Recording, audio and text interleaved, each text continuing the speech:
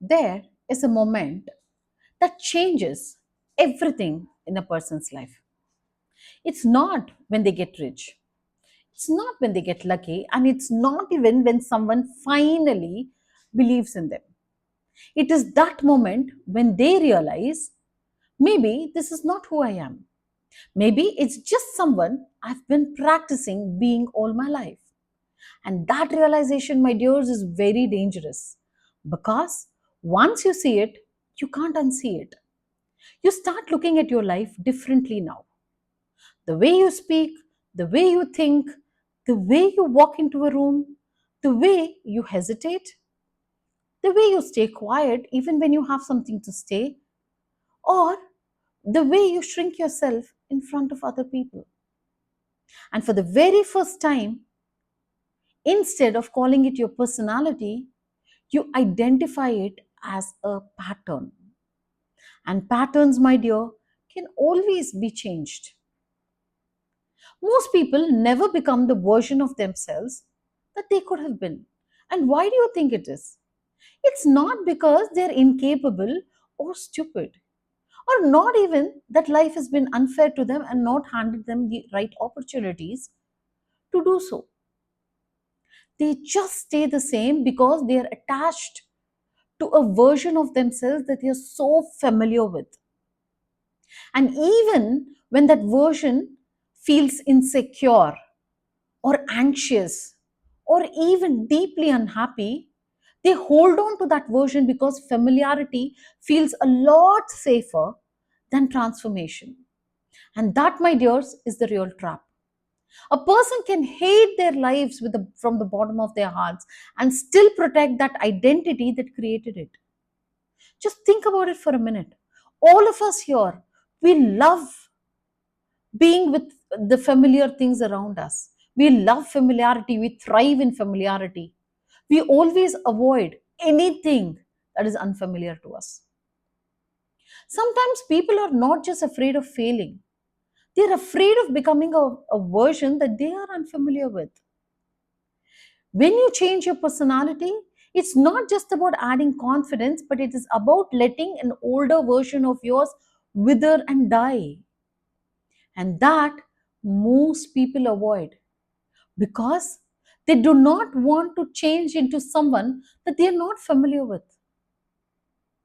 People say they want to change, but what they really want is improvement without any discomfort. They want confidence without awkwardness, a better communication without saying the wrong things, or even stronger self worth without rejection. They want discipline without boredom, and they want a better life without becoming a better person or a different person, I would say. But that's not how transformation works. Transformation is all about giving up what is familiar and accepting what is unfamiliar to you at this point in time. So let me tell you a story. Imagine a person, maybe it's even you. For years, this person has called themselves shy. They say, I'm just quiet. I'm just awkward. I'm not so confident. And I'm not the kind of people, I'm not the kind of person that people actually notice. And because they keep repeating these sentences often, these sentences stop sounding like thoughts and start sounding like facts. So every time they want to speak up, the brain reminds them, hey, that's not you. Now, every time this person wants to post a video, your brain again says, hey, that's embarrassing, don't do it.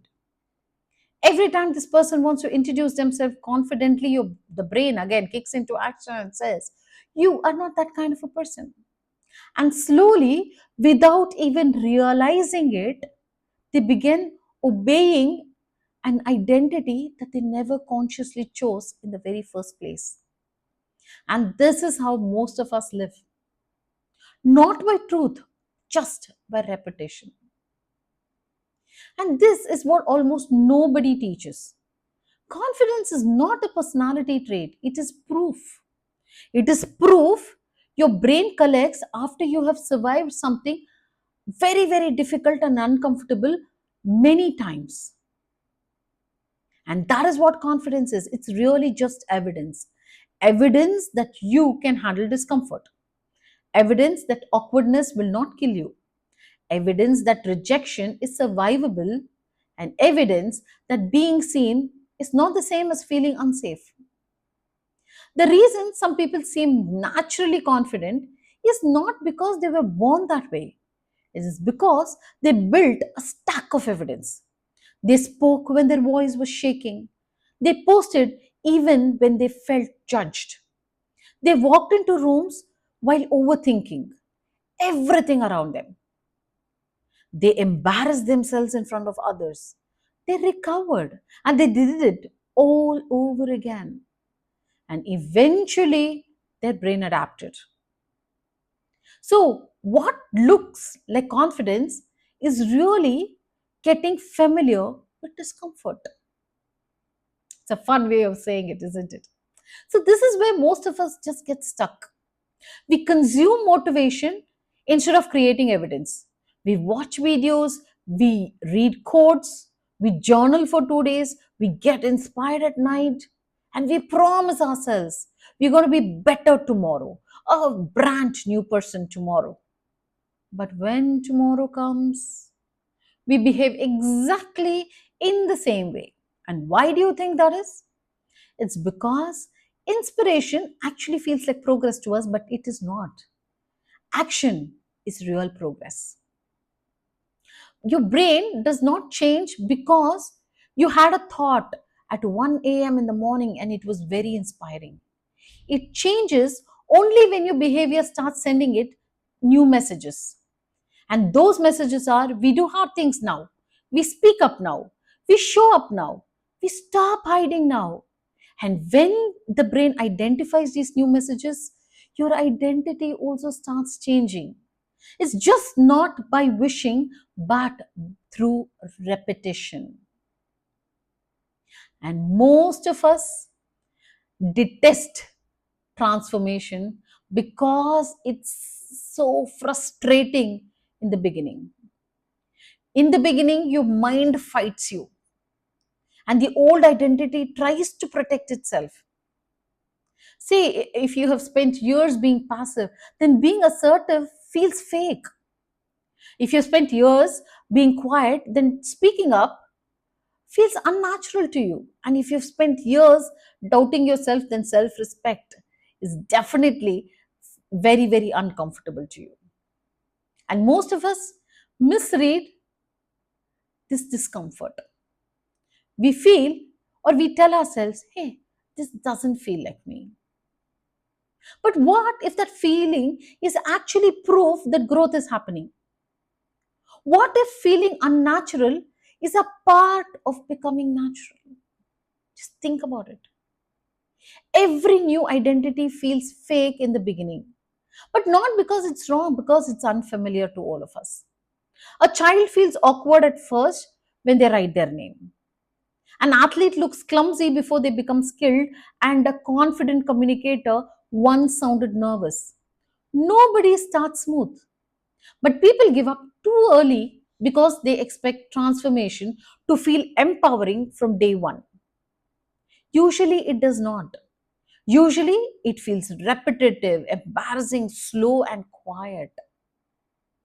That is exactly why most people quit. It does not seem grand, it seems boring. And that is why, when things feel repetitive, we tend to give up. We want visible changes before the invisible rewiring has actually happened. It takes time to happen. Your brain changes in silence first, believe me. Long before the world notices, your brain has already started working within you. There are three major shifts that change a person's personality more than almost anything. The first is change your environment. Your environment is changing you or shaping you every day, whether you notice it or not. The jokes you laugh at, the people you spend time with, the content you consume, the standards you normalize, and the conversations you tolerate, all of it trains your brain and creates this identity around you. If you spend enough time around people who gossip or complain or mock growth, you slowly become smaller. But if you begin feeding your brain a different world, something starts changing. You start hearing better language. You start seeing better standards, and you start noticing people who move through life with calmness, confidence, and self respect. And your brain begins to update what feels normal, and that is powerful. And the second shift is practice before you feel ready. This is where real change happens. Most of the people are waiting for the right time or for the right feeling to take over. But believe me, it never happens. We always think that one day we will wake up feeling suddenly bold or healed or confident to take on the world. But that readiness is not what should create the action. Action creates readiness in all of us. And we tend to forget this fact. So, a person who becomes a better speaker does not wait or because he is nervous. He just starts speaking when he is nervous. And that's how the shift happens. Keep practicing, and that becomes natural. You start doing it scared, you start doing it messily, you start doing it badly, but just do it again and again. And every time you survive, that fear loses authority. And the third shift, my dears, is stop punishing yourself for slow progress. This one matters the most, more than you think it is important. A lot of us, we're very good, intelligent, and we're very self aware people. And we are starting to move in the right direction. But along this progress, along this path, we endure a lot and we become really harsh on ourselves.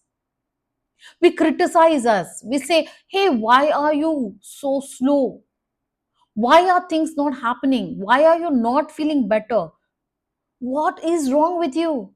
Other people have changed faster, and that internal voice becomes poison. The same mind is trying to rebuild something new, and you are attacking it every single day. That's when growth becomes exhausting, and every step forward is followed by self humiliation. Real transformation requires honesty, yes, but it also requires patience. You're not rebuilding a weakened habit, you're rewiring years of emotional condition, and that takes time. And when you take time, it doesn't mean that you're broken, it just means that progress is happening and the process is real. Now, let's go a little deeper. If you have really wanted to change your personality, you have to understand one truth. You do not rise to your goals, you fall to your identity. What it means is you can set all the goals you want.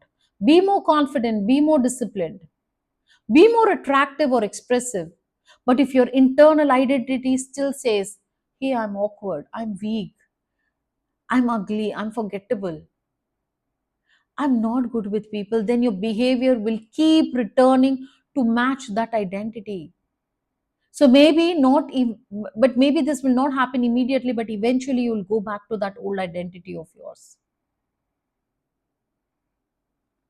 Identity pulls back behavior, and that is why temporary motivation is not enough. You need to interrupt that old story and then replace it with a new one, not just with affirmations, but with behavior. Start saying, I'm becoming someone who speaks clearly or someone who keeps promises. And then prove it. Tiny proof is enough at first. Speak up at meetings, make that phone call, go to that place you've been avoiding. Show up for yourself first.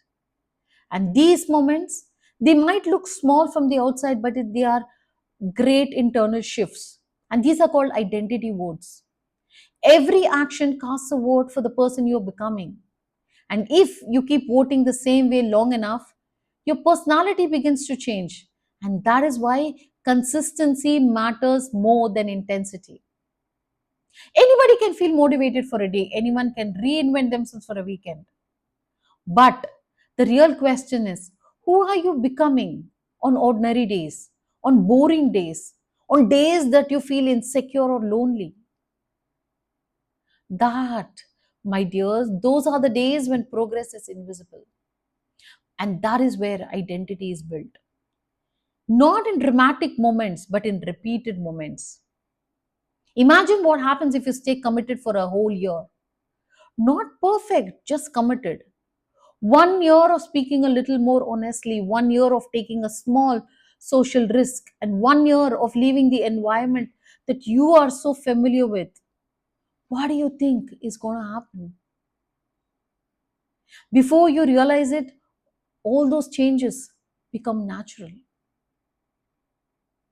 Now, do you understand what that would do to your life? The way you carry yourself would change, the way people respond to you would change, your standards would change, your relationships would change, everything around you will change. And eventually, you would look back at that old self of yours that you barely recognize. And that, my dears, is not fantasy. It is neuroplasticity, it is conditioning. And this is identity under repetition. So, no, you're not stuck, you are trained. And if you are trained into insecurity, hesitation, people pleasing, overthinking, you can be trained out of it too. And that should give you hope. Because it means your future is not being decided by your current personality, it is being decided by what you repeatedly practice. The next time you catch yourself saying, "This is who I am," stop and replace it with this. "This is who I have been practicing being. And I can practice being someone else, someone stronger." And that sentence can change your life. That moment you start treating your identity like a prison, you start treating it and you just start treating it like a project. And projects can be built. One decision at a time, one uncomfortable action at a time, and one new standard at a time. That is all it takes to change a person. It's not instant, but it is complete. So if you stay the same, the cost is hidden at first. A few missed opportunities, a few words left unsaid, but over time, that cost becomes a life. And one day, the hardest pain is not rejection, it is potential. The pain of realizing that you could have been so much more if you had only been willing to change and go through that discomfort. Do not let that be your story. Let your story be this: there was once a version of you who was afraid, who doubted, who stayed quiet, who kept hiding behind people.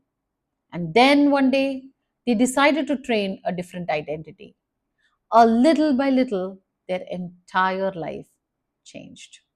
If this resonated with you, comment and we will be in touch.